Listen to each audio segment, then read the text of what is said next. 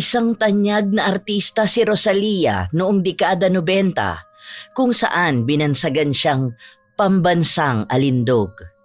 Isang dalaga na masyadong nasilaw sa kinang ng kasikatan. Ngunit sa gitna ng matayog niyang karera, umusbong ang pagiging mayabang. Gusto niyang tingalain at sambahin siya ng lahat. Ngunit katulad ng isang bituin, hindi maiiwasan ang paglamya ng kinang. Makakaya kayang matalo ng kanyang ningning ang itim na mahikang papataw sa pagkatao o mananatili siyang bilanggo ng pagkakamali? Manunumbalik nga ba ang kinang o tuluyang mapupundi ang ilaw ng karerang inakalang hindi na mawawala? Oyang, ano ba? Kanino pa ako naghihintay dito ah? Nasaan na ang driver? Anong oras na? Gusto ko na magpahinga. Maaga pa ang shooting ko bukas. Naku ma'am, may problema po tayo. Ang sabi sa akin ni Manong Raul, aalis na siya sa trabaho. Ito nga po yung susi ng kotse, oh. Ano? Kanina pa ba yan? Bakit ngayon mo lang sinabi? Pagkahatig niya po sa atin, ibinigay niya na sa akin to. Hindi ko po alam kung paano ko sasabihin sa'yo, baka po kasi magalit ka. Ang mangmang mo naman! Ngayon, sa tingin mo ba hindi ako mas lalong magagalit? Oyang, anong oras na? Nag-iisip ka pa ba? Tingnan mo, tayo na lang ang naiwan dito. Kung sana sinabi mo kanina, di nakahanap pa sana tayo ng paraan. Sige, ikaw ang magmaneho dyan. Ma'am naman, hindi nga po ako marunong magbike. Tapos gusto mo pa ako magmaneho ng kotse. Ayoko pong mamatay na virgin, mama. Aba, never been kissed, never been touched pa ako, ha? Talagang naisipan mo pang magbiro ngayon?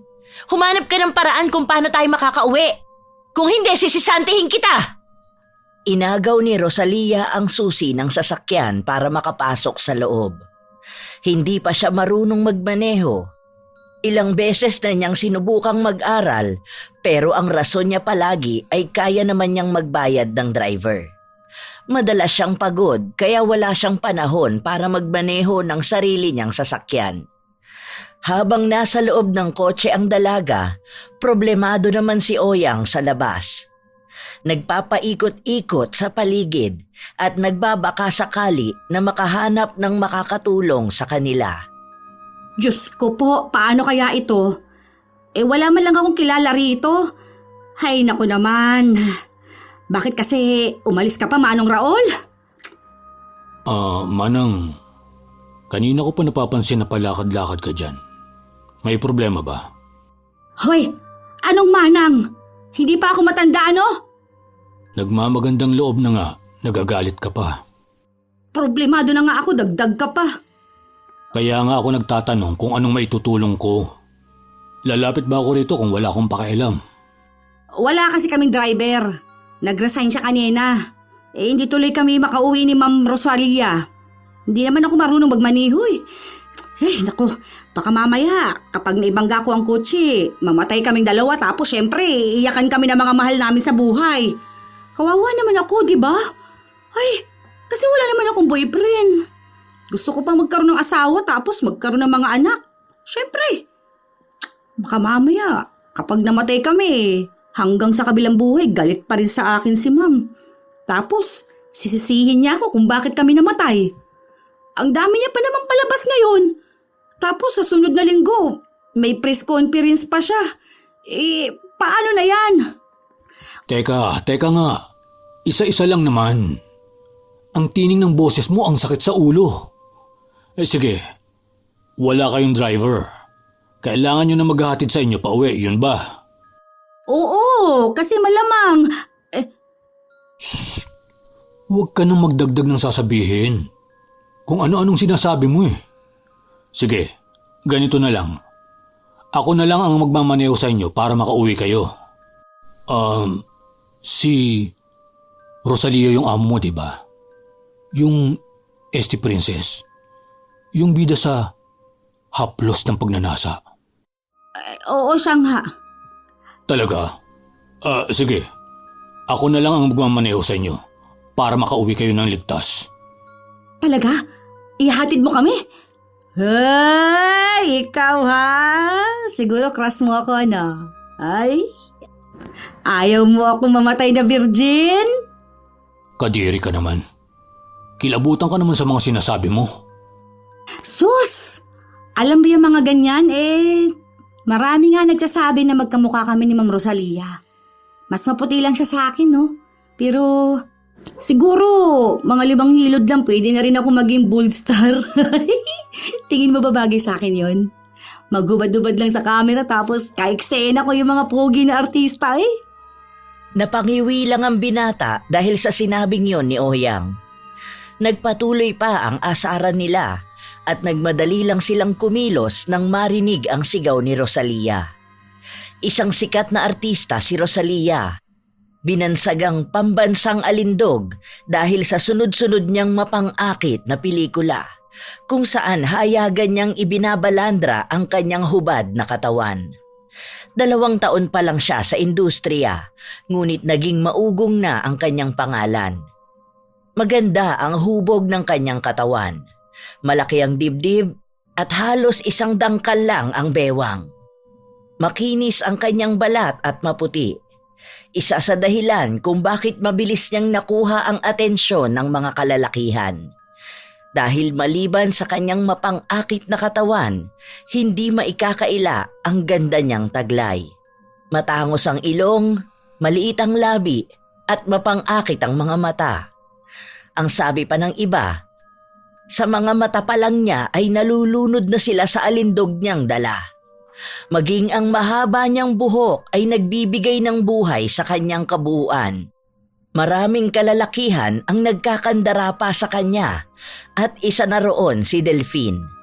Palaging nakasunod ang binata kung saan man siya magpunta. Sa katunayan, alam ng binata ang pag-alis ng driver niya dahil nakausap niya ito bago umalis si Manong Raul. Kumuha lang siya ng pagkakataon kung paano niya magagawang lapitan ang pinapantasyang idolo. Pagdating nila sa bahay, agad na pumasok si Rosalia sa loob, kasunod ang kanyang alalay. Ilang sandali lang din ay bumalik si Oyang, may dalang 1 basong tubig. Uminom ka muna. Hindi ba sabi mo wala kayong driver? Pwede ba ako mag-apply? May experience naman ako sa pagmamaneho. Dati akong truck driver. Ikaw ha? Talagang gumagawa ka ng paraan para mapalapit sa akin, ay! Ay, sige na nga. Pwede naman. Hindi naman maarte si Ma'am sa driver eh. Iwan ko ba kasi dun kay Manong Raul? Bigla na lang umalis. Pero alam ko na kung bakit umalis yun. Kasi palagi silang nag-aaway ni Ma'am Rosalia. Nung nakaraan kasi, nagpapaalam siya magbabakasyon dahil birthday ng anak niya. Kaso ayaw ni Ma'am. Siguro kaya siya umalis kasi ang sakit mo sa ulo. Ang daldal mo. Hindi naman ikaw ang gusto kong makausap. Pwede ka namang sumagot lang ng oo o hindi. Ang dami mong pang dagdag na kwento. Hindi ba naiirita sa'yo si Rosalia? Ha? Sungit-sungit mo naman. Sandali lang. Kakausapin ko muna si Ma'am ha. Huwag kang mag-alala, akong bahala sa'yo. Basta ha, gusto ko ligawan mo muna ako. Dalagang Pilipina kasi ako eh. Sige, balik ako pagkatapos. Nang ibalik ng binata ang baso na ininuman niya, pumasok na rin sa loob ng bahay si Oyang. Hindi naman nagtagal ang usapan dahil pinapasok na rin si Delphine. Naging opisyal na siyang driver ng artista na matagal na niyang pinapantasya. Tuwang-tuwa ang binata dahil ito ang pangarap niya. Makakasama niya sa iisang bahay ang babaeng sa pelikula lang niya napapanood. Nang maalis na nila ang natirang gamit ng dating driver, naghakot na rin ang binata ng kanyang mga gamit para maisaayos na niya ang kwartong tutulugan. Dahil hindi naman ganun kalayo ang inuupahan niyang bahay, naging madali lang ito para sa kanya. Sa paglipas ng mga araw, naging maayos ang lahat. Palagi niyang nakakasama si Rosalia na nagiging dahilan para halos araw-araw siyang makaramdam ng init sa katawan. Grabe ang sarap mo. Mas mahirap pala kapag nakikita kita ng personal. Tapos, hindi ko man lang mailabas itong init ng katawan ko. Hanggang ngayon, itong mga litrato mo pa rin ang pinagpapantasyahan ko gabi-gabi. Sana, sa susunod, ikaw naman.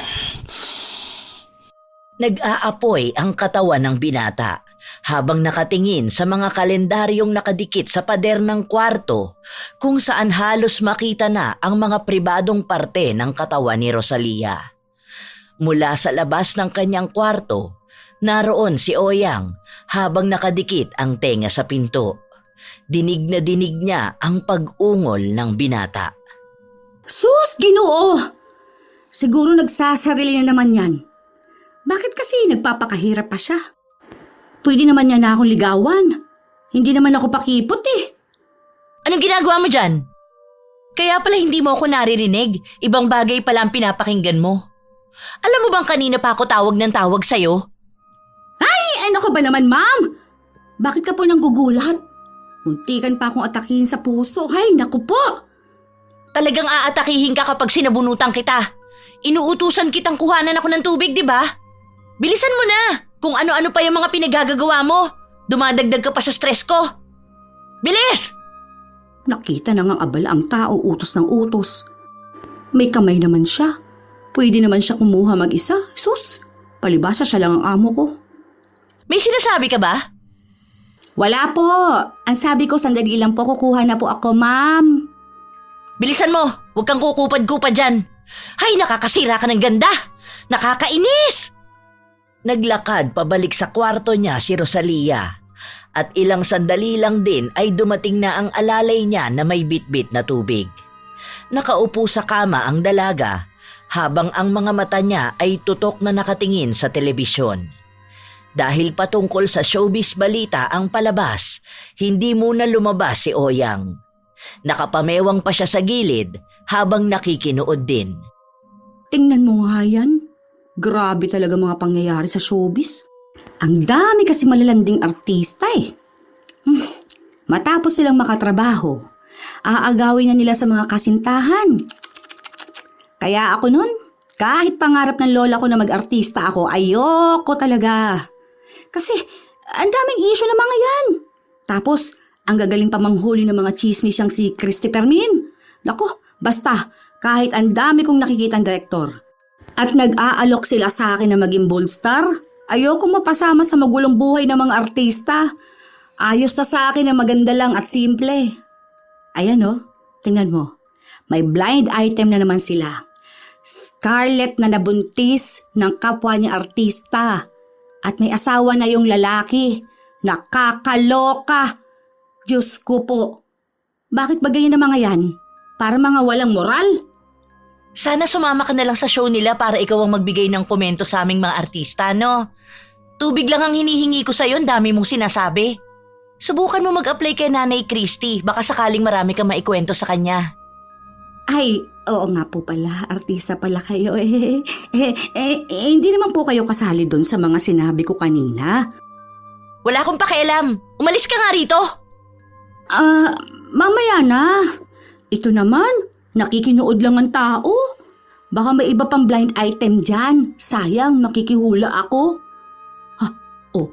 Ayan, may isa pa. Isa pang starlet na bida ngayon sa isang pelikula na huling nakikipaghalikan sa isang direktor para masigurado na magkakaroon pa siya ng maraming proyekto. Nakakaloka.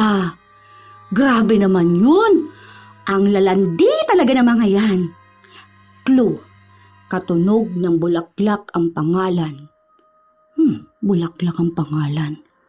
Ano bang mga pangalan ng tunog ng bulaklak? Wala namang artista na may pangalan na gumamila. Hindi naman santan. Alam ko na. Rusian. Panigurado ako. Rusian. Rusas. Ma'am, ikaw yan ano? Ikaw lang may Rus sa pangalan mo. Rusas as in Rosalia. Alam mo, Oyang, isa na lang. Ikaw na ang masasama sa blind item. Pero sa TV Patrol ka mababalita. Lumabas ka na sa kwarto ko. Pinapainit mo lalo ang ulo ko eh. Labas! Galit na naman siya.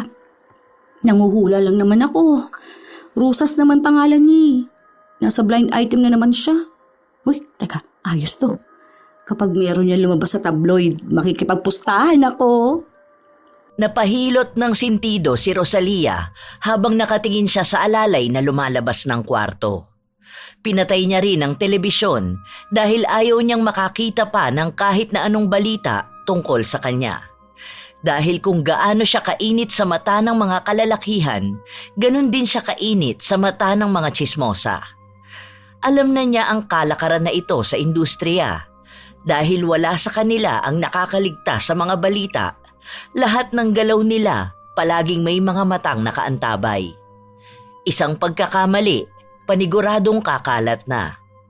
Sa paglipas ng mga araw, mas lalong lumago ang magandang karera ni Rosalia. Sunod-sunod ang labas niya sa mga guesting para sa promosyon ng kanyang bagong pelikula.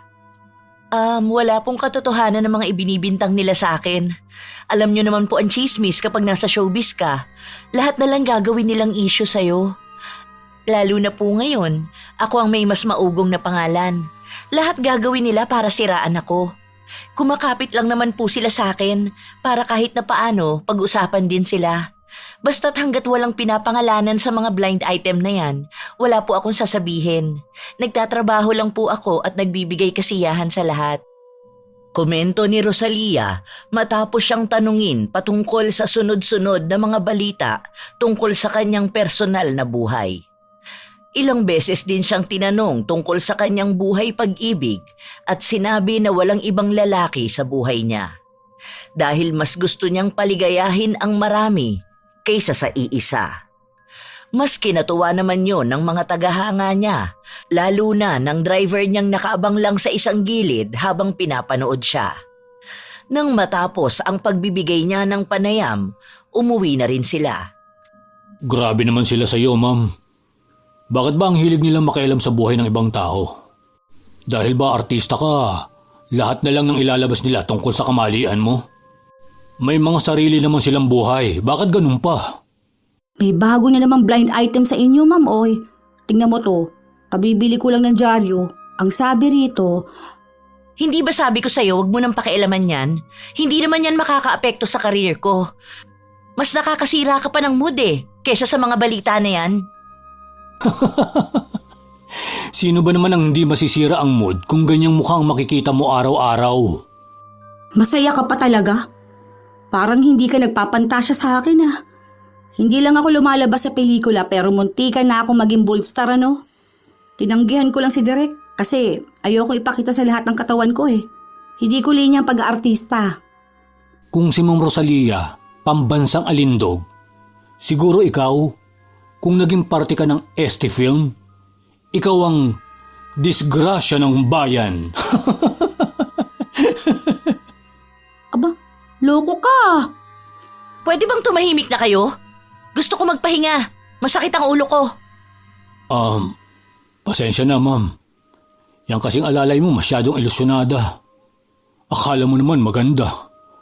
Nang makarating sila sa bahay, nagpunta sa pool ang dalaga para magpahupa ng kanyang inis. Masyadong maraming tinanong sa kanya ukol sa naging isyu niya sa isang direktor.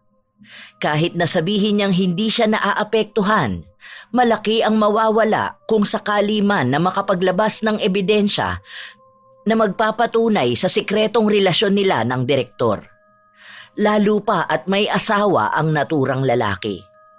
Hindi maaaring masira ang ilang taon niyang paghihirap dahil lang sa isang issue. Ma'am, baka gusto niyo. Ako ang nagluto niyan kanina. Ilapag mo na lang yan. Iwan mo na ako. Baka gusto lang po niyo ng kausap. Kanina ko pa po kasi napapansin na wala kayo sa mood. Dahil po ba yan sa mga issue na lumalabas tungkol sa inyo?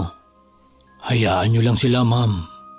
Kasi kahit na anong gawin nila, hindi naman kayo basta mawawalan ng ningning. Kayo ang pinakasikat na artista ngayon.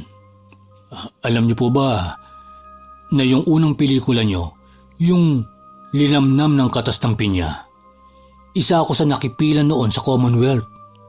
Simula po noon, lahat na ng mga palabas nyo, palagi ko nang inaabangan.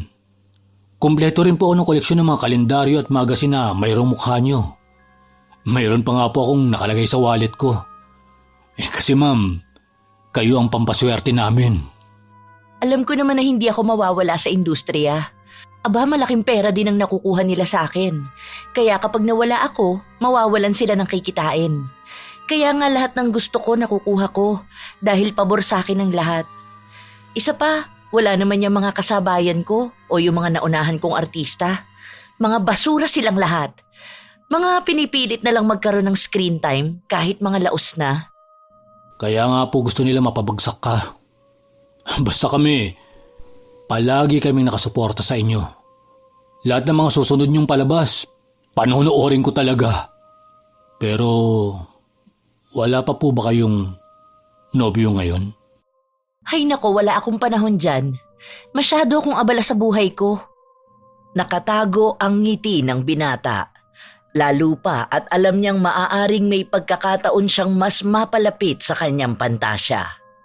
Para bang umaayon sa kanya ang panahon dahil simula nang makapasok siya sa buhay ni Rosalia bilang isang driver, naging mas malaki ang pagkakataon na may mamagitan sa kanila.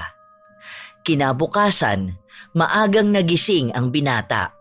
Lumabas siya saglit upang bumili ng bulaklak at naghanda para magsimulang ligawan ang pambansang alindog. Hala, ano yan? Bakit may mga rosas kang dala? Hoy, ikaw naman. Para ka namang tanga dyan. Para ba sa akin yan? Salamat ha. Ikaw talaga, pinakikilig mo na naman ako. Nililigawan mo na ba ako? Ano ba? Masyado pa maaga. Ilang buwan pa lang tayo magkakilala. Huwag namang ganito, huy. Hindi ako mabilis makuha, ha? Alam mo, maganda ang gising ko, huwag mong sirain. Tumabi ka nga dyan. Huwag mo itong hawakan, baka malanta pa ito. Matulad pa sa'yo. Ang mahal-mahal ng bili ko rito eh. Grabe na naman. Oh, para pala kanino yan? Para kay Ma'am Rosalia. Liligawan ko siya. Liligawan mo? Bakit mo naman yung gagawin? Malamang, dahil gusto ko siya. Bakit ba nililigawan ng isang babae? Di ba dahil gustong maging nobya? Gising na ba siya? Oo, andun siya sa pool. Puntahan mo na lang. Oh, bakit ganyan ang mukha mo? Naiinggit ka na naman sa kanya dahil marami siyang manliligaw. Huwag ka nang mainggit. Kasi marami namang lalaki dyan. Magkakaroon ka rin ng boyfriend kapag malapit ng magunaw ang mundo. Hoy, hindi ko na kailangang magunaw pa ang mundo para magkaroon ng boyfriend. Dahil may mga naniligaw sa akin. Ako lang may ayaw sa kanila, no? Dahil gusto ko munang unahin ang karir ko. Unahin ang karir? Ano ka, artista? Hindi porket alalay ka ng sikat na artista, magiging maganda rin ang karir mo. Kahit anong gawin mo, ikaw pa rin ang alalay at nasa mukha mo ang pagiging alalay. Hoy Oyang, umaga na, gumising ka na sa kahibangan mong yan. Wala kang mapapala sa pagiging ilusyanada mo. Umirap lang si Oyang habang nakatingin sa binata. Nang maglakad si Delphine palapit sa kanyang amo, sumunod naman si Oyang pero hindi siya lumapit. Sapat lang din ang layo niya para marinig ang magiging usapan ng dalawa. Sus! Bakit ba siya manliligaw dyan? Halata naman mas maganda ako. Maputi lang naman yan eh. Kung hindi yan artista, ay malamang mukha lang din yung labandera. Malamang may pera yan, kaya nagmumukha yung maganda sa paningin ng lahat. Kapag pinagdikit mo nga kami niyan, mas mangingibabaw pa rin ako. Iwan ko bang anong nakikita mo sa babaeng yan? Tingnan mo, sa huli, ako rin ang gugustuhin mo. Lumapit lalo ang binata sa kanyang amo na nakasuot ng kulay pulang bikini. Kitang-kita ang ganda ng hubog ng katawan ni Rosalia, kaya nakakapanuyo ng laway ang nakikita ni Delphine. Para bang may kumakalabit sa kanyang laman para mas lalong magbigay ng atensyon sa katawan ng babaeng nililigawan. Ilang beses na niya itong nakitang ganito ang suot, pero ngayon ay mas malapitan. Basa na rin ang bikini ni Rosalia, kaya lahat ng babakat ay tanaw na tanaw ng binata. Ano yan? May nagpadala sa akin? Kanino raw galing? Kung sa fans lang yan, tapon mo na. Galing po sa akin, ma'am. Gusto po sana kitang ligawan. Para po sa inyo ito. Sana magustuhan nyo. Ilang sandali pang nakatingin si Rosalia sa bulaklak na nasa harapan niya. Nang iabot sa kanya ito ni Delphine, doon lang siya nakakuha ng tamang emosyon sa nararamdaman niya. Anong sabi mo? Liligawan mo ko? Sa tingin mo ba papatulan kita? Ano bang estado mo sa buhay? Isa ka lang hamak na driver. Pinapasahod lang kita. Kaya bakit mo naisipan yan? Tingin mo ba may panama ka sa mga mayayamang lalaki na nagkakandara pa sa akin? Mga lalaking kayang ibigay ang lahat ng gusto ko? Nagpapatawa ka yata masyado. Tapos, mumurahing bulaklak pa yung binili mo. Nakikita lang dyan sa bangketa. Mukha bang yan lang ang halaga ko? Hindi ako cheap. Baka akala mo katulad ako ng mga babae na nakikilala mo sa tabi-tabi. Iba ko sa kanila. Di hamak na mas mataas ako kahit na kanino. Kaya ang maglalakas loob lang na makuha ako ay ang kayang pantayan ng estado ng buhay na meron ako. Niwala ka nga sa kalingkingan ko eh. Galing naman po sa puso ko ang pagbibigay nito. Mahal po kita, Ma'am Rosalia. Kung pagbibigyan niyo po ako ng pagkakataon, ipakikita ko po sa inyo na kaya kong bigyan ka ng magandang buhay. Hayaan mo pong patunayan ko ang sarili ko. Dahil totoo po ako kung magmahal. Lahat po kaya kong ibigay. Lahat po paghihirapan ko. Bibigyan mo ako ng magandang buhay? Hindi mo nga mabigyan ng sarili mo nun. Marami akong pera. Nakatira ako sa malaking bahay. Binabayaran ako sa lahat ng ginagawa ko. Sikat akong artista. Ang dami kong projects. Tingin mo hindi ko kayang bigyan ng magandang buhay ang sarili ko? Itapon mo na nga yan. Huwag mo yang ilalapit sa akin. Baka mamaya mga tipa ko dyan. Hindi mo nga alam kung saan nila pinitas yung mga bulaklak na yan eh. Ew! Malinis po ito, ma'am. Halata pong bagong pitas lang ito. Hindi po ba paborito niyo ang rosas na bulaklak? Kaya nga po, doon isinunod ang pangalan niyo. Alam ko po yun. Dahil nabasa ko po yung isang interview niyo sa isang magazine. Lahat po ng tungkol sa inyo, inalam ko doon. Hanggang ngayon ba naniniwala ka pa rin na lahat ng mga sinasabi ng artista ay totoo? Hindi namin pwedeng sabihin kung ano ba talaga ang tungkol sa amin. Ay, sige na. Itapon mo na lang yan. Hindi ako tumatanggap ng pipitsuging bulaklak. Naiwan si Delphine habang hawak ang bulaklak na hindi man lang hinawakan ng kanyang amo. Nakaramdam siya ng pagkapahiya kahit na sila lang naman ang nasa loob ng bahay. Hindi naman ito ang unang beses na tinanggihan siya ng isang babae. Pero mas masakit lang ito dahil maraming sinabi sa kanya si Rosalia na nagpababa ng tingin niya sa kanyang sarili. Para bang sinampal sa kanya ang katotohanan na isa siyang putik na nagmamahal ng anghel sa langit. Na wala siyang karapatan na mahalin dahil wala siyang kayang patunayan sa sarili. Ilang sandali pa ay lumapit sa kanya si Oyang na may mapang-asar na mukha. Mas lalo siyang nakaramdam ng inis dahil ginagawa siyang katatawanan. Sabi sa'yo eh. Kung sa akin ka nalang kasi lumapit, hindi ka pa napahiya ng ganyan. Hindi ka naman kasi sasagutin niya ni ma'am. Ang dami niyan manliligaw. Pati nga yung kaeksina niya sa Hiram na Magdamag. May gusto sa kanya eh. Si Dante Marquez na yun ha. Sa akin ka nalang kasi. Huwag ka na kay ma'am. Tayo magkalibil lang tayo. Iba yun sa kanya eh kasi mataas yun. Pwede ba, Oyang, layuan mo ko? Para ako naiengkanto kapag nakikita kita. Masama na nga ang loob ko sa pagtanggi sa akin ni ma'am tapos ganyan kasamang mukha pa ang makikita ko. Kung hindi ka ba naman nagdadala ng malas sa buhay ko? Hoy! Magkaparehas lang kami ng ganda ni Ma'am Rosalia. Kung artista ako, baka hindi yan sikat. Maganda rin ang katawan ko, no?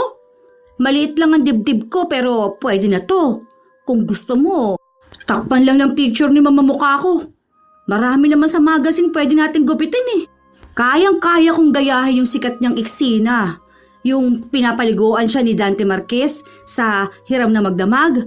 Ay, sa ulado ko yon kasi andoon ako nung ginagawa nila yung eksena. Paborito kong palabas yun. Gusto mo ng ganong eksena?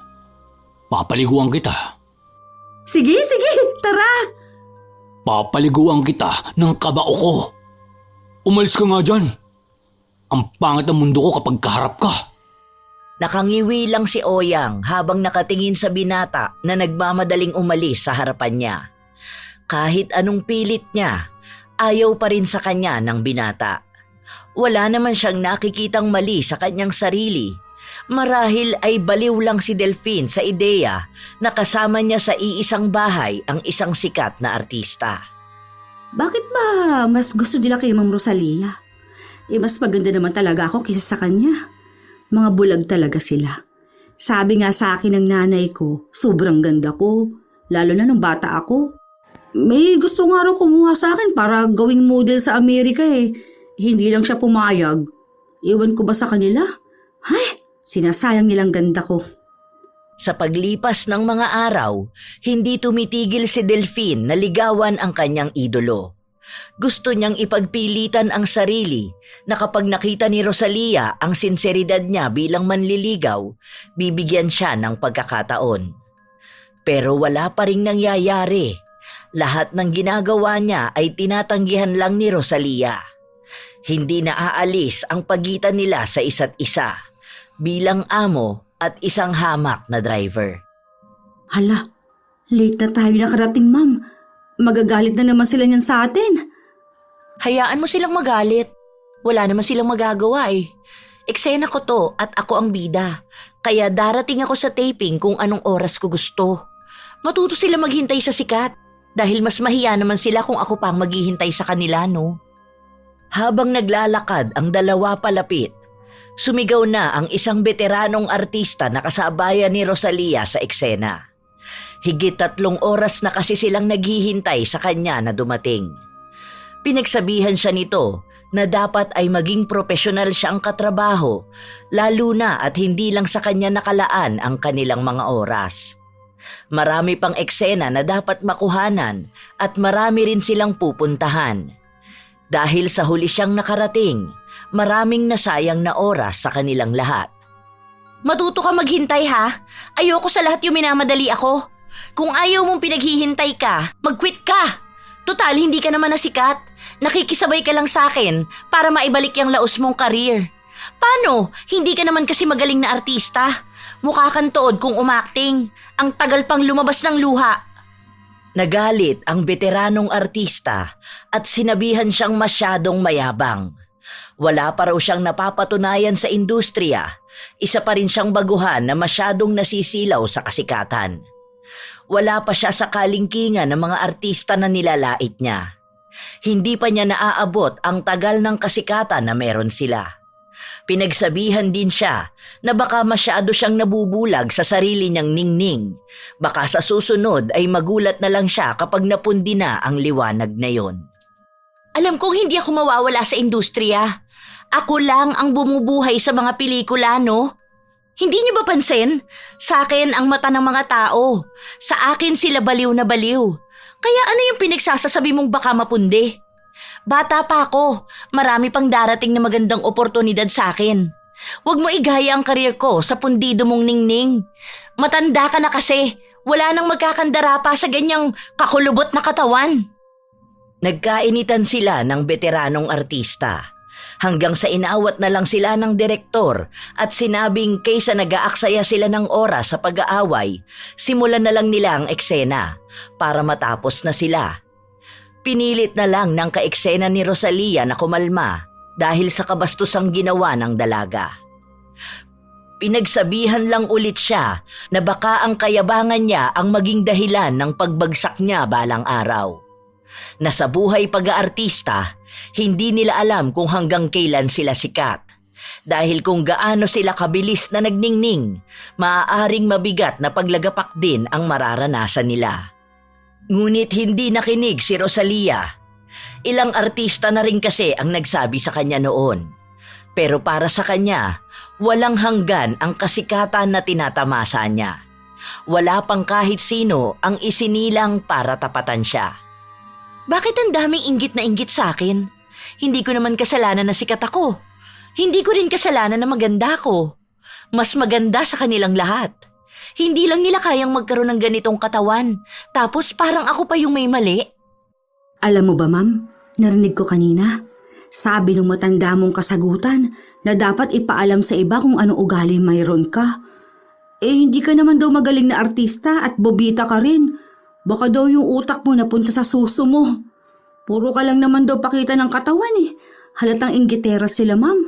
Panigurado ako lalabas na naman tong balita na to sa tabloid. May blind item ka na naman. Baka ano yan, isang bold star. Nakaaway ang bitiranong artista. Wala naman akong pakialam sa kanila. Mamatay sila kakachismis sa akin. Hindi naman nila ako kaya. Kahit ilang issue pang gawin nila, hindi nila kayang pabagsakin ang isang tulad ko. Tama. Walang tatalo sa'yo ha. Ikaw pa rin ang number 1 na bold star sa buong Pilipinas. Alug-alugan mo lang silang suso mo mahihimatay na sila sa inggit. Nagsimula na ang pag-arte nila para sa bagong ilalabas na pelikula. Sa hindi inaasahan, nagtagal ang pagkuha ng mga eksena. Inabot sila ng madaling araw dahil ilang beses na nagkamali ang kaeksena ni Rosalia. Mangilang beses silang nagpaulit-ulit at nagbigay ng oras para mabigyan ng panahon ang veteranong artista na makapagbigay ng magandang acting sa harap ng kamera. Hindi pa ba ito matatapos? Gusto ko na magpahinga. Ang sakit na kaya ng katawan ko. Last na to ha. Kapag nagkamali pa yung matanda na yan, aalis na ako. Hindi ko kasalanan na bobo yan mag-memorize ng linya. Ang yabang-yabang niyang sabihin na sikat siya nung kapanahunan niya at wala akong alam sa pagiging artista. Tingnan mo nga, simpleng linya na lang hindi pa makabisado. Walang kadating-dating kung magsalita sa harap ng kamera. Pagalit na sumagot ang veteranong artista. Sinabing kung mas maaga sana siyang dumating, sana kanina pa sila natapos. Sa kanya isinisisi kung bakit sila inabot ng gabi sa eksena at sinabing lahat sila ay pagod na, kaya dapat ay huwag siyang umasta na para bang sa kanya lang dapat mag-alala ang mga tao. Hoy matanda, hindi ako may kasalanan nito. Kung hindi ka sana bubita sa pagkabisado niyan, sana kanina pa tayo nakauwi. Bakit yung iba naman dito sa eksena ang bilis lang naming natapos? Samantalang ikaw, ilang take na, mali-mali ka pa rin. San ba napunta ang utak mo? Sa retokado mo bang dibdib? Kamuntikan na naman silang magkagulo dahil sa sumugod ang matandang kaeksena ni Rosalia, pero agad na humarang si Oyang para lang maiiwas ang kanyang amo. Sa halip na si Rosalia ang masampal, siya ang sumalo. Masyadong malakas ang pagkakadampi sa kanyang pisngi, kaya para bang nayanig din pati ang kanyang utak. Aray, ang sakit nun ha. Hindi naman ako kasali sa eksena niyo, bakit akong sinampal mo? Ay, ang ipin ko. Baka mamaya natanggal na. Tama na tong kalokohan na to. Pagod na ako. Bukas na lang natin to ituloy. Ipamemorize niyo muna sa matanda na yan ang linya niya. Ayoko sa lahat yung may kaeksena akong hindi na nga marunong umarte. Mali-mali pa ang mga sinasabi. Tara na, Oyang. Tawagin mo na si Delphine at uuwi na tayo. Nakaka-stress kayo rito. Sinasayang niyo ang oras ko. Kung sana dinadagdagan niyo ang bayad sa akin eh.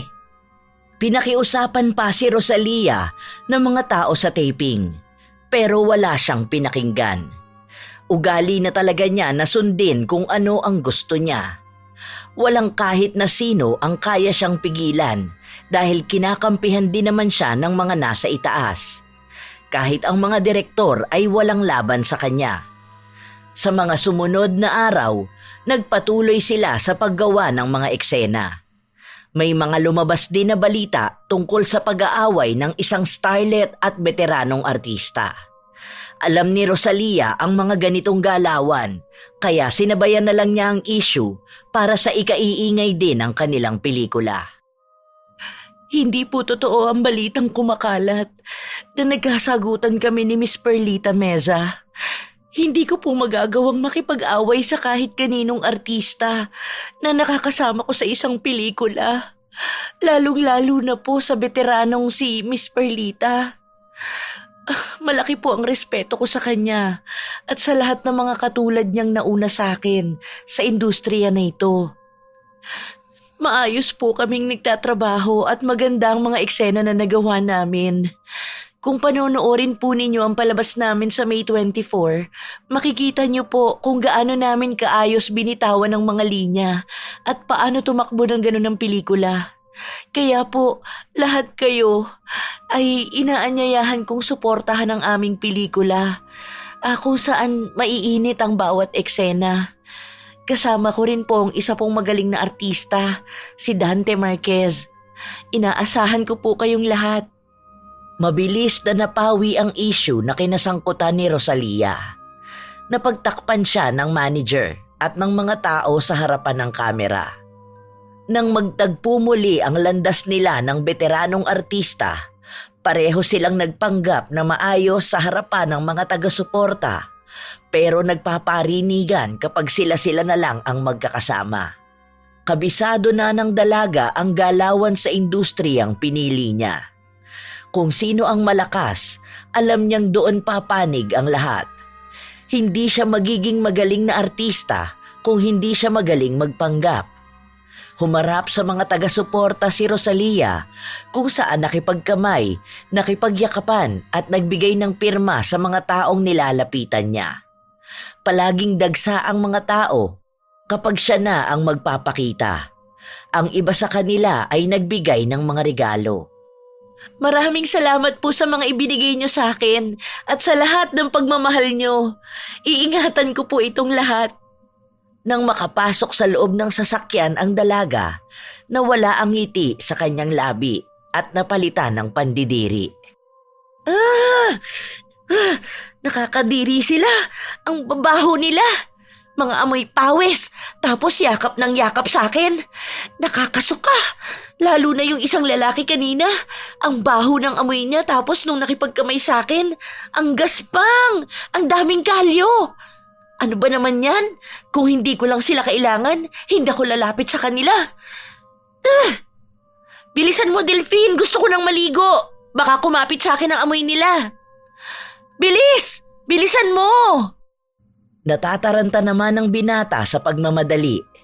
Naghanap siya ng mas malapit na daan para lang makauwi sila kaagad.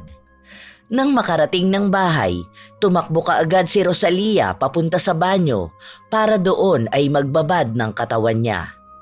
Ang mga regalo naman na binigay ng fans ay ipinatapon niya kay Oyang. May gusto ka ba sa mga regalo na yan? Kung wala na, itatapon ko na yan. Bakit naman yan itatapon? Bigay yan ng fans, diba? Hindi ba ang sabi niya kanina, itatabi niya? Artista ang amo natin. Baka nakakalimutan mong magaling siyang umarte sa harap ng kamera. Bilisan mo na, pumili ka na dyan. Kung wala na, isasako ko na to. Huwag ka na magtaka kasi simula pa nung ganyan na rin si ma'am. Ayaw niya nung mga simpleng regalo. Gusto niya yung bigay ng mga mayayaman. Hindi kumibo si Delphine. Tiningnan niya lang kung paano pagsamasamahin ni Oyang ang mga regalo para isako at itapon.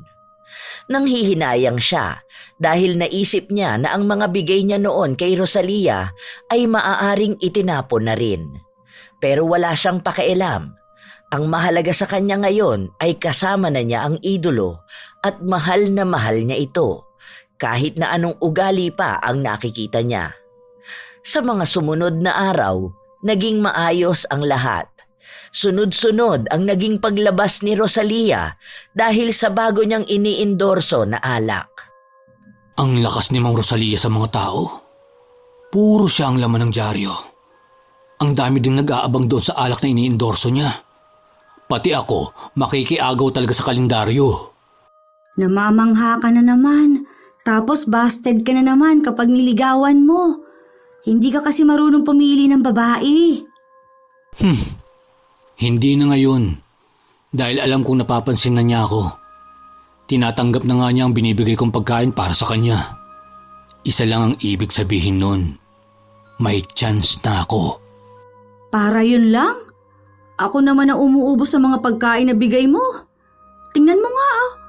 Ako lang ang nag-aabang sa'yo. Hindi ka pa magpasalamat dahil ang isang gaya ko nagkakagusto sa'yo. Paanong hindi ikaw ang uubos? Patay gutom ka. Kahit hindi naman sa'yo kinakain mo. Ayan ka na naman sa imahinasyon mong isa kang pambansang alindog. Hoy Oyang, iwasan mo na yung tama mo. Hindi na yun makabubuti sa'yo. Nasaan nga pala si Ma'am Rosalia ngayon? Siya na lang ang kakausapin ko. Baka bigla mo akong aswangin. Wala, sinundo ng mga kaibigan niya. Lalabas daw sila. Hindi ko alam kung anong oras siya uuwi pero hayaan mo na. Matanda naman na siya, kaya na niyang sarili niya. Tayo nga lang dalawa rito eh. Ano gusto mo gawin? Sige na, kayag naman ako. Hindi na ako magpapakipot. Gusto mo ba yung kapareha sa sinamsam na rosas? Kaya ko yung eksena ni Ma'am dun ah. Tarantado ka ba? Kung ikaw si Ma'am Rosalia, kahit hindi mo pa ako tanungin kung anong gusto ko. Kung ikaw lang din naman, huwag na. Kawawa naman ako. Doon na lang ako sa kwarto ko pagpapantasya ng mga litratong nakadikit sa pader. Mas maayos pa yon dahil mukha pa rin ni Ma'am Rosalia ang makikita ko. Hindi ka ba nagsasawa sa mga litrato ni Ma'am? Kawawa naman yun. Puro kiniskis mo na eh. Ay, ang lagkit nga nun. Kadiri ka. Wala ka ng paki doon. Dahil kahit litrato lang niya, masarap na. Bakit ba baliw na baliw ka sa kanya? Dahil ba magandang katawan niya? Maganda ang mukha niya? Parehas lang naman kaming babae. Ako nalang gustuhin mo. Hindi na kita pahihirapan sa panliligaw. Kahit ngayon mo na ang kinin ng katawan ko, payag ako. Ayos ah. Parang bakal bote lang na naglalako. Ayoko nga sa'yo. Bakit hindi mo tignan ang sarili mo sa salamin para malaman mo anong pagkakaiba nyo? Teka, seryoso ka ba talaga na may gusto ka sa akin? Oo nga. Gusto nga kita noon pa. Kaso, hindi ko alam kung bakit si Ma'am Rosalia ang gusto mo eh. Porket artista lang siya. Hindi naman maganda ang ugali niya. Ako, maganda sa loob at labas.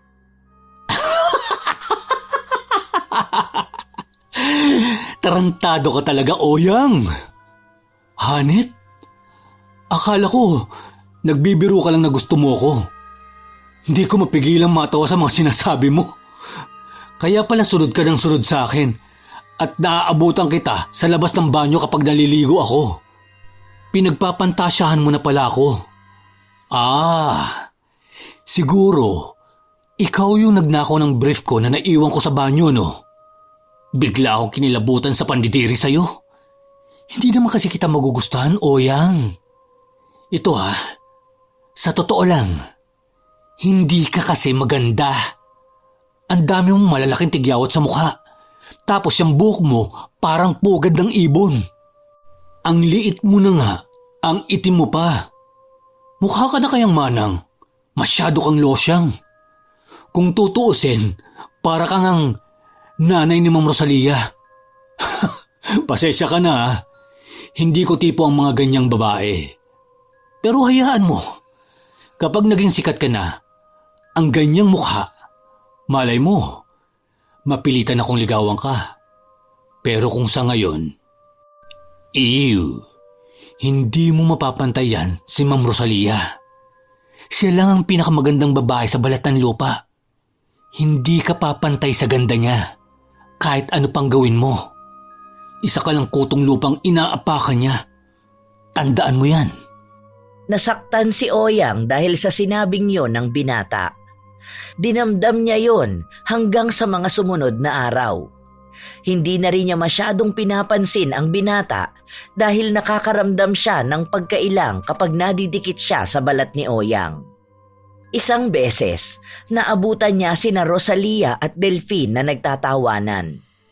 Mas masakit yon para sa kanya, lalo na at napapansin niyang unti-unting nagkakalapit ang loob ng dalawa. Hindi ako papayag na magiging masaya kayo. Masyado na ako nasaktan sa mga nangyayari. Hindi na ako naging maganda sa paningininuman dahil lang malapit ako sa iyo. Kahit ang lalaking gusto ko, ayaw sa akin at nagkakandara pa sa iyo. Wala sa atin na magiging masaya. Maghintay ka lang, Rosalia ka. Makakapaghiganti rin ako. Lalo na sa mga pamamahiya mo sa akin sa harapan ng maraming tao. Hindi na ako makapagtimpi sa iyo. Matatalim ang mga tingin ni Oyang habang binabanggit niya ang mga salita na yon. Para bang may malaki siyang pahiwatig sa nais niyang gawin. Sa paglipas ng mga araw, naging abala si Rosalia, lalo pat maraming nakalinyang proyekto. Ihatid mo ako sa bahay ni na Dante, tapos umuwi na kayo. Bakit? Hintayin ka na lang namin. Para sabay-sabay na tayong umuwi. Baka mapahamak ka pa. Doon ako matutulog. Huwag niyo na ako sabayan, kaya kong umuwi bukas. Pwede naman ako magpahatid kay Dante. Bahala na kayo kung saan niyo gustong magpunta kapag naihatid niyo na ako. Doon ka matutulog? Bakit doon pa?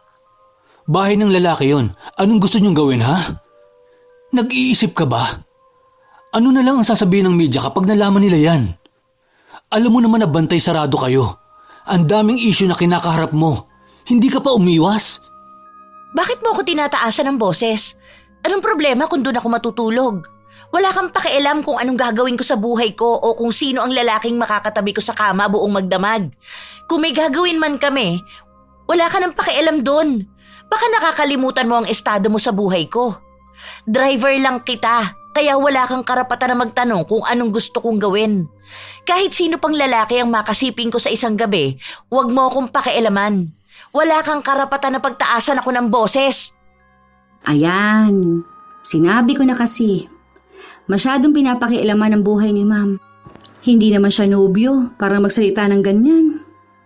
Narinig ko ang sinabi mo, Oyang. Ano bang pakialam mo rito? Hindi ka naman kasama sa usapan, di ba? Wala kayong dapat pag-awayan. Basta ibaba niyo ako sa bahay ni na Dante. Ako ang amo mo, ako ang masusunod sa gusto ko.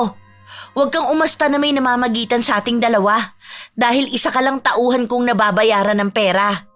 Hindi porket nakikipagtawanan na ako sa'yo, akala mo nakuha mo na ako. Hindi magbabago ang pagtingin ko sa'yo. Isa ka pa ring mababang uri ng lalaki na nagtatrabaho lang sa akin. Kaya huwag kang umasta na akala mo kung sino ka. Tandaan mo yan, Delphine. Driver lang kita, hindi nobyo. Hindi na nakapagsalita pa ang binata sa mga binitiwan ng kanyang amo. Sinampal siya ng katotohanan na walang nagbago sa pagtingin ni Rosalia. Isa pa rin siyang basura na kailanman ay hindi bibigyan ng halaga. Kahit na anong pilit niya sa sarili niya, hindi siya kailanman pipiliin ng babaeng mahal niya. Sinunod na lang ni Delphine ang utos ng kanyang amo. Ibinaba niya sa tapat ng bahay ni Dante si Rosalia at agad din silang umalis nang makapasok sa loob ng bahay ang dalaga. Pasensya na natagalan ako. Ano, nandiyan na ba sila? Tuwa ang tanging mababaka sa mukha ng dalaga habang nakikita ang mga kaibigan niya sa loob ng bahay. May mga nakalatag na kontrabando kung saan sila nakasalansan sa iisang lamesa para simulan ang bisyo nila. Kasama ni Rosalia ang ibang sikat na artista at mga nakatrabaho niya sa industriya. Sama-sama silang lumipad sa alapaap habang ginagamit ang ipinagbabawal na gamot. Ito ang ikatlong beses na ginawa ito ni Rosalia. Impluwensya na rin ng iba niyang kasamahan.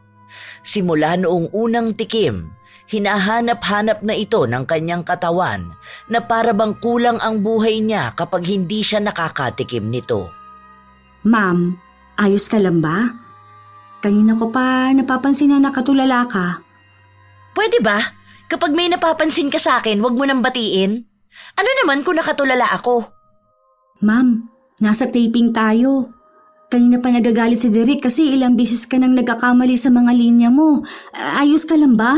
Kasi kung hindi, Sasamahan na kita sa ospital, kaysa namang ganyan ka. Pwede bang lubayan mo ako? Baka mapatay lang kita.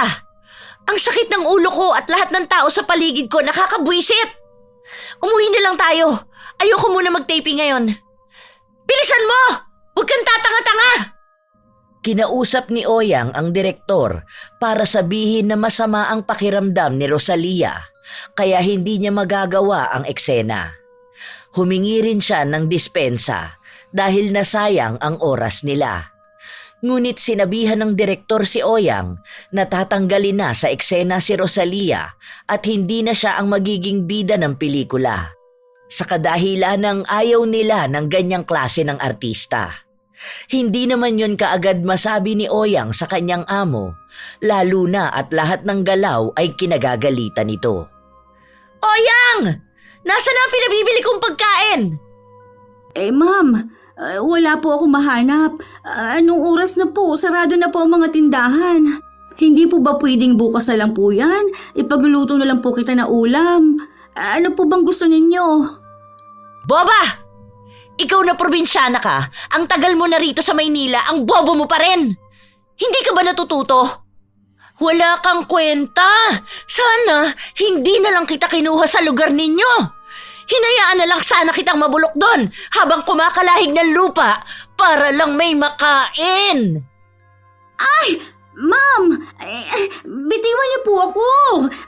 Aray! Ang sakit po ng sambunot ninyo sa akin, ma'am! Hanapin mo yung pagkain na pinapahanap ko! Huwag kang tatanga-tanga kapag inuutusan kita, ha? Buwisit ka! Itinulak ni Rosalia ang alalay na naging dahilan upang matumba ito sa sahig. Umiiyak naman si Oyang dahil hindi niya alam kung ano ang kanyang gagawin. Ilang sandali pa, nakarinig sila ng pagkatok. Si Delphine ang nagbukas ng pinto at bumungad sa kanila ang binatang si Dante. Sinusundo nito si Rosalia. Isang bulong lang ang sinabi sa kanya at agad na rin siyang sumama. Hindi na nagtanong pa ang dalawa dahil baka mas lalo lang silang pagbuntungan ng galit ng kanilang amo. Muli na namang sasalang sa ipinagbabawal na gamot si Rosalia na hindi na mabitawan ng kanyang katawan. Sa paglipas ng mga linggo at buwan, napapadalas niya itong gamitin na mas nakakaapekto lalo sa kanyang karera. Nalasing sa kasikatan ang dalaga. Naging mas mayabang at inakala na lahat ng tao ay papabor sa kung ano ang gusto niya. Mas maraming inapakang tao at inaakala na palagi siyang titingalain hanggang sa dumating ang isang araw. Anong sinasabi niyo nga alisin niyo ako bilang bida? Akala ko ba para sa akin yung pelikula na yan? Tapos gusto niyo akong gawing alalay lang ng bida? Hindi ako papayag. Baguhan lang yan. Bakit ako magiging supporting actress? Kung hindi niyo ibibigay sa akin ang role, maghanap kayo ng papalit sa akin. Hindi ako pang pipitsuging role lang. Dahil sa mga salitang binitawan ni Rosalia, pinalabas siya ng studio sa kadahilan ng nakahanap na sila ng isang tao na ipapalit sa kanya. Mataas ang pride ni Rosalia, kaya sa halip na humingi siya ng dispensa sa ugaling inaasta niya, mas lalo pa siyang nagyabang. Sinabi niya pang hindi makakaya ng industriya na mawala siya sa linya, lalo na at siya lang ang nagbibigay ng buhay sa mundo ng pelikula. Ma'am, paano po yan? Ano na po mangyayari sa inyo? Pati po yung sa alak na iniindurso nyo, nagsabing hindi na sila magbibigay ng bagong kontrata sa'yo. Noong nakaraan, nakita kong inaalis sa mga litrato mong nakadikit sa mga tindahan. Nalalaos ka na ba, ma'am? Tanga-tanga ka talaga, no? Bakit kailangan mo pang dumagdag sa init ng ulo ko? Hindi ako malalaos dahil wala silang mahahanap na kasing galing ko. Hindi na sila makakakita pa ng artista na kayang gawin ang mga ginagawa ko. Kaya manahimik ka na dyan. Sinusubok lang nila kung hanggang saan ang kaya ko. Pero tandaan mo, lahat yan sila luluhod sa harapan ko para magmakaawa na bumalik ako. Nagtatanong lang naman ako, ma'am. Kasi may mga bagong artista ngayon. Ang gusto ng mga tao ay puro drama. Wala na nga gaanong nanonood ng mga bold. Parang narinig ko na medyo nililimitahan na nila ang paglabas ng mga ganong pelikula. Baka sa susunod niyan, ipagbawal na talaga. Hindi na kumibo pa si Rosalia. Nagmamadali siyang pumasok sa loob ng kwarto at doon siya nagsisigaw. Lahat ng gamit na mahahawakan niya ay pinagbabato niya dahil sa galit. Ilan na rin ang mga tinawagan niyang direktor. Mga nangako sa kanya noon na hindi siya hahayaang mawala sa linya ng telebisyon. Ngunit nang unti-unting nagbago ang timpla ng mga tao pagdating sa mga pelikula, tila ba natabunan ang kanyang ningning. Ang ibang mga kasabayan niyang artista ay nabigyan ng pagkakataon na magkaroon ng bagong linya sa drama, ngunit naiwan siya at ngayon walang gustong sumalo. Para bang isinulat lang sa buhangin ang pangalan niya. Parang ganun lang ito kadaling mawala sa isipan ng mga tao sa nagdaan na panahon. Habang nasa loob ng kwarto ang dalaga, nakarinig siya ng pagkatok sa pinto. Pwede bang iwan niyo muna ako? Hindi ba kayo nakakaintindi ng sinabi ko? Mga bobo! Nag-aalala lang kami sa nangyayari sa'yo, ma'am. Ayokong iwan ka mag-isa. Baka may masama kang gawin sa sarili mo. Pwede bang lubayan mo ko? Hindi kita kailangan! Hindi ko kayo kailangan! Lahat kayo! Magsama-sama kayo!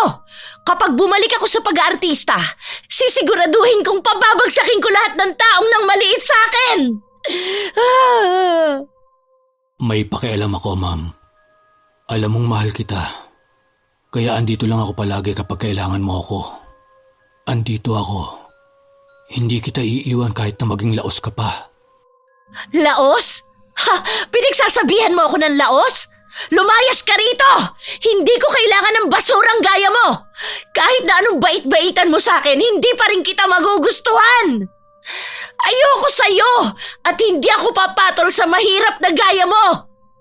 Huwag mong ipagsiksikan ang sarili mo sa akin! Pakiramdam ko nga ikaw ang nagdadala ng kamalasan sa akin eh. Dahil simula nang nagdidikit ka sa akin, minamalas na ako. Lumayas ka rito! Mag-usap muna tayo. Naiintindihan ko ang nararamdaman mo. Dadamayan kita. Wala kang magagawa sa problema ko dahil isa kang pobre. Wala kang alam sa pagiging sikat. Isang malakas na kalabog ng pinto ang sumalubong sa mukha ni Delphine. Nakaramdam siya ng sakit sa kanyang dibdib. Lalo pa at hanggang ngayon ay hindi pa rin niya makuha ang puso ng babaeng mahal niya. Ilang beses na sa kanyang ipinamukha na kailanman ay hindi siya nito magugustuhan, pero patuloy niyang ipinipilit ang sarili. Hindi niya alam kung hanggang kailan pa nga ba siya magtitiis para lang piliin. Eh di ba nga ang kulit mo kasi? Ayaw nga sa'yo. Ganyan na talaga yan. Hindi na ata yan magbabago. Hindi lang ikaw ang napagsalitaan niya ng ganyan ano. Ako nga sinasaktan niya pa eh.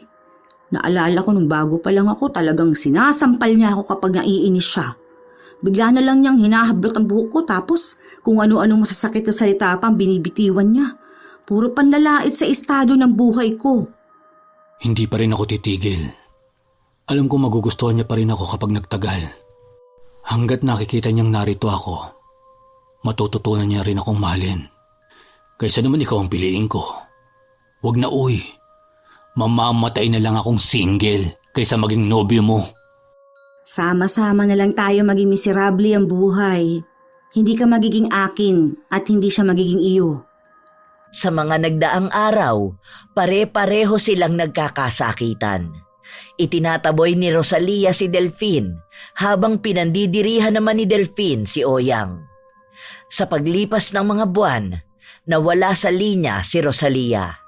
Mabilis siyang nakalimutan ng mga tao dahil sa pagbabago ng mga palabas na kinagigiliwan sa telebisyon. Nang mawala ang mga malalaswang palabas, nawala na rin ang kinang niya. Ang mga kalsada at pader na sinasakop ng mga litrato niya noon ay napalitan ng ibang mukha. Hindi siya naging handa sa mabilis na pagbabago ng mundong inakala niyang sarili niyang kaharian. Bakit ayaw niyo akong papasukin? Hindi niyo ba ako kilala? Ako si Rosalia, ang ST Princess, ang pambansang alindog. Sikat akong artista! Tawagin mo ang direktor. Hindi nila pwedeng kalimutan ang inambag ko sa industriya. Buksan ninyo to! Papasukin niyo ako! Ano ba? Hindi ako papayag na ganito lang ang gagawin niyo sa akin matapos kong magbigay ng malaking ambag sa inyo! Nagsisigaw ang dalaga, ngunit sa mga pangalan na binabanggit niya, walang nag-aksaya ng panahon na lumabas para makita siya. Kahit ipagsiksikan niya ang sarili sa maliit na uwang ng gate ng isang sikat na istasyon, hindi niya magawa. Nagmumuka lang siyang katawa-tawa para sa mga nakakakita sa kanya. Sinubukan siyang pigilan ni Oyang pero hindi siya nagpaawat. Hanggang sa napagod siya at nagpa siya ng umuwi na lang ng bahay. Nang makauwi sila, napansin niya ang mga kalalakihan na naghahakot ng mga gamit niya, kaya mas lalo siyang nakaramdam ng galit. Ano yung ginagawa ninyo? Bakit niyo kinukuha ang mga gamit ko? Bitiwan niyo yan! Oyang, bakit wala kang ginagawa? Tatanga-tanga ka talaga! Pigilan mo sila! Hindi pwede itong ginagawa nila! Pinaghihirapan ko yung lahat! Hindi ko po sila pwedeng pigilan, ma'am. Utos po yan ng bangko dahil sa dami ninyong kailangang bayaran. Kinuha na rin po nilang ibang sasakyan ninyo. Hindi ko nga po alam kung kailan babawiin ang bahay dahil ilang taon nyo na pong hindi nahuhulugan. Marami rin pong nagsasampa ng kaso sa inyo dahil sa mga pirang nailabas nila sa dapat negosyong sisimulan nyo. Hindi ko na po alam ang gagawin. Hindi pwede yan! Ibalik niyo yan! Pinaghirapan ko yan ng ilang taon, hindi para makuha lang sa akin! Oyang, tulungan mo akong hilahin to! Bilisan mo! Pinagpilitan ni Rosalia na mabawi ang mga gamit niya. Pero wala siyang naging laban. Hanggang sa mga sumunod na araw, wala nang natira na kahit ano sa kanya. Wala siyang malapitan na kaibigan. Dahil nang mawala siya sa industriya, kinalimutan na rin siya ng mga taong itinuring niyang tunay na kaibigan noon. Ma'am, kumain na po muna kayo. Wala pang laman yung tiyan nyo simula pa kahapon. Ano pa bang ginagawa mo rito? Umalis na kayo ni Oyang! Lumayas na kayo! Iwan niyo na ako! Sinabi ko naman po sa inyo na hindi ko kayo iiwan, di ba? Hindi lang naman po dito natatapos ang buhay nyo. Marami pang pagkakataon para makabalik kayo sa pag-aartista. Baka kailangan nyo lang pong uliting bumuo uli ng sarili nyong pangalan. Kailangan nyo lang makipagsabayan sa kanila. Lalo na sa mga bagong patakaran ngayon sa pag-aartista. Ma'am, may mga istasyon naman na kaya kayong tanggapin kahit sa mababang role lang. Tapos, saka mo uli ipakilala ang sarili mo sa kanilang lahat. Mga wala silang utang na loob. Matapos nilang pagkakitaan ng mga ginawa kong pelikula, itatapon lang nila ako dahil may mga bagong artista. Hindi ako papayag. Dapat sabay-sabay kaming bumagsak. Hindi ako pang mababang role lang. Isa akong sikat na artista. Dapat hindi nila ako pinababayaan. Naniniwala pa rin ako sa iyo, ma'am. Maibabalik mo uli ang kasikatan mo. At huwag kang mag-alala. Sasamahan kita sa bawat hakbang na gagawin mo. Hinaplos ni Delphine ang mga kamay ng amo, pero itinulak siya nito na naging dahilan para mahulog ang mga pagkain na bitbit niya. Nagkalat ang mga ito sa sahig na ikinahinayang ng binata dahil yun na lang ang huling pagkain na meron sila sa loob ng bahay. Simula kasi nang nawalan ng trabaho si Rosalia at nakuha ang mga ari-arian niya, wala rin siyang naiwang pera dahil hindi niya nagawang makapag-ipon. Iginugol niya ang lahat sa luho at bisyo. Kaya sa pagbagsak niya, tanging ang sarili na lang niya ang naiwan. Huwag mo nga akong hawakan! Mandiri ka naman sa ginagawa mo! Sinasamantala mo ang kahinaan ko eh! Tandaan mo, hindi porkit may problema ako sa career ko, papayag na akong mapalapit sa'yo. Hindi mo pa rin mababago ang tingin ko sa'yo. Isa ka pa ring alila ko. Makakabalik ako sa industriya, pero hindi ka makakaalis sa lusak mong buhay. Buisit naman, ang dami ko nang problema, dumadagdag ka pa. Pwede ba tigilan mo na ako? Ano pa ba ang gusto mo? Ibinibigay ko naman ang lahat sa'yo. Wala ka na nga maipambayad sa amin. Pero nagtsatsaga pa rin kami sa ugali mo. Huwag mo akong pagsabihan ng mahirap dahil ngayon parehas na lang tayo. Bakit? May naipon ka bang pera?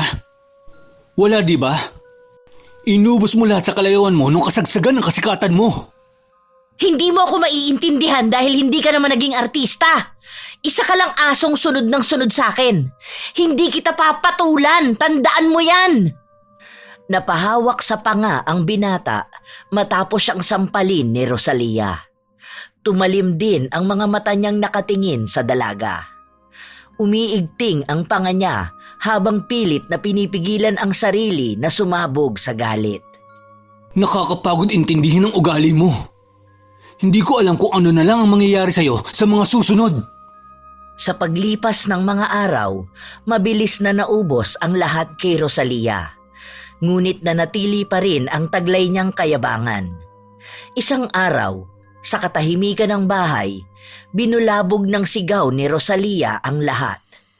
Ah! Layuan niyo ako! Sino kayo? Anong kailangan niyo sa akin? Layuan niyo ako! Tulungan niyo ako! May mga gustong manakit sa akin! Tulong! Nagkasalubong pa sina Delphine at Oyang sa pagtakbo. Pagbukas nila ng pinto, naabutan nila ang dating artista na nakasiksik sa isang gilid. Gulong-gulo ang kanyang buhok, dilat ang mga mata at maputla ang mga labi. Takot na takot siya na animoy may kung sinong nasa paligid na nais siyang saktan. Ngunit wala namang makita ang dalawa. Ano nangyayari sa'yo, ma'am? Shh! Shh! Shh! Shh! Wag kayo lalapit sa akin. Shh! Sino sila? Ayan o, ang dami nila. Ang dami nila sa paligid. Ayan sila oh, bumabalik sila sa paghanga sa akin. Ako si Rosalia, ang sikat na artista. Halika kayo, dito kayo sa akin.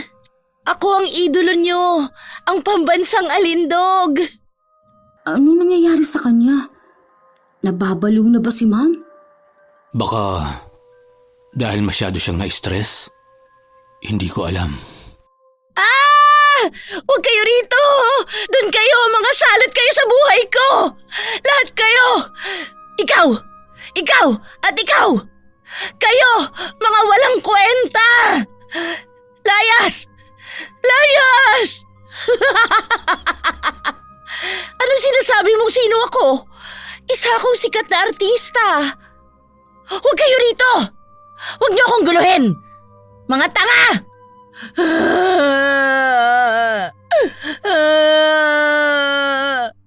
Sikat pa rin ako, di ba? Ako ang pambansang alindog.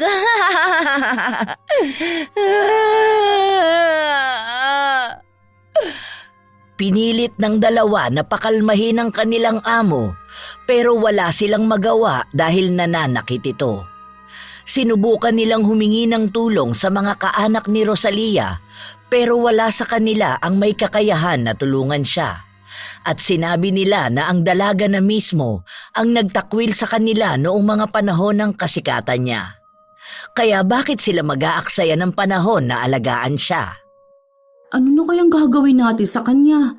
Siguro ginagaba na siya Kasi kahit mga kaibigan niya hindi na siya kinikilala Lalo naman yung pamilya niya. Paano kasi noon, kapag sila ang lumalapit, pinagtatabuyan niya. Naalala ko pa, nagpunta sa kanyang kapatid niya at nangihingi ng pera. Sinipa niya ba naman palabas ng bahay? Siguro, ayan na yun. Binabawian na siya sa kasamaan niya.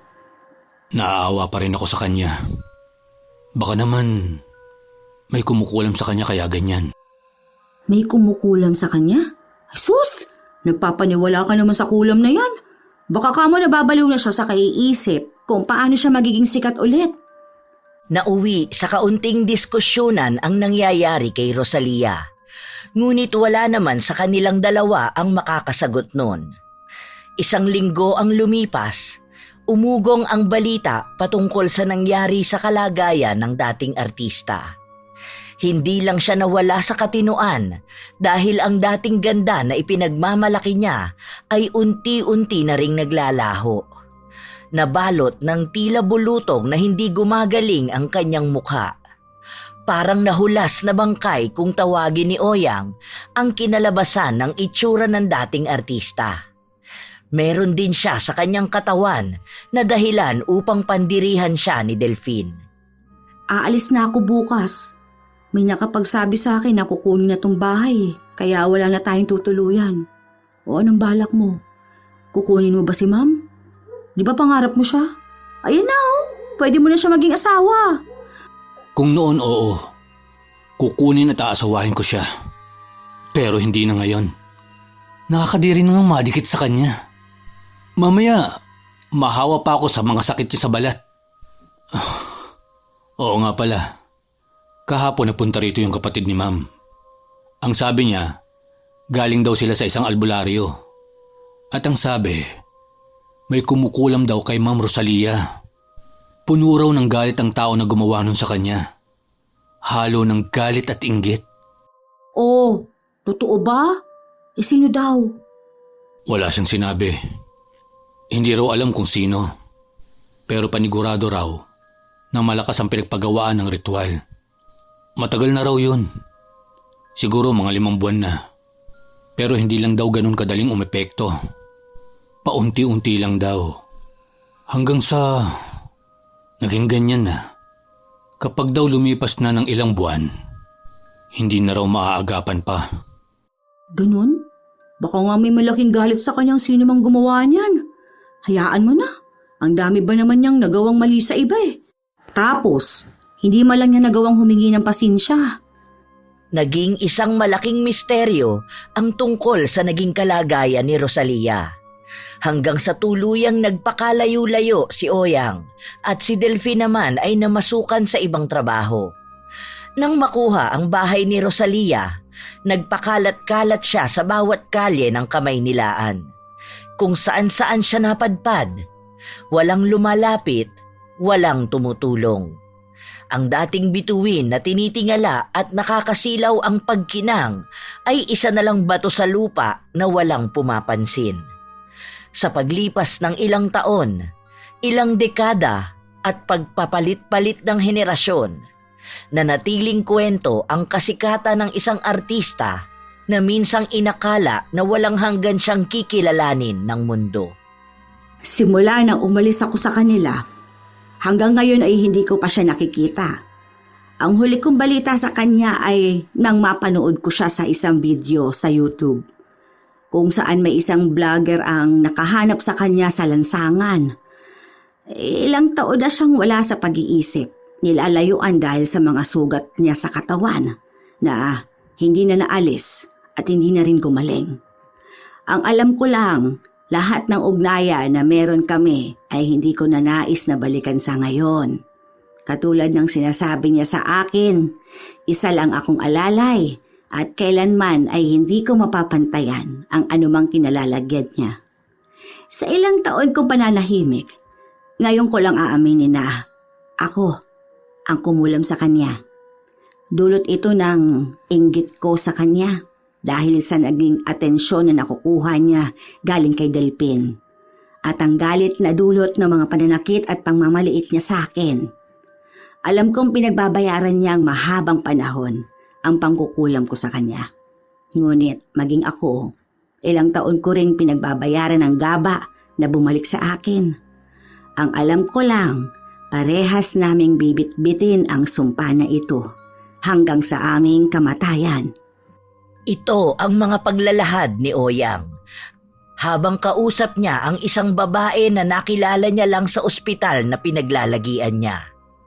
Nang umalis siya sa poder ng amo, nasangkot siya sa isang aksidente na naging dahilan upang tuluyan siyang malumpo. Dahil doon, mas lalo siyang hindi nakapag-asawa at hindi nagkaroon ng anak. Iniisip niya, yun na marahil ang kabayaran sa kanyang nagawang pagkakamali nang hayaan niyang lamunin ng itim na kapangyarihan ang dati niyang amo. Katulad kung paano naging misteryo ang maraming bagay, ganon din natapos ang lahat sa karera ni Rosalia. Nananatiling isang kwentong minsang binuhay ng pamagat, ngunit winakasan ng itim na mahikang dinulot ng inggit at galit.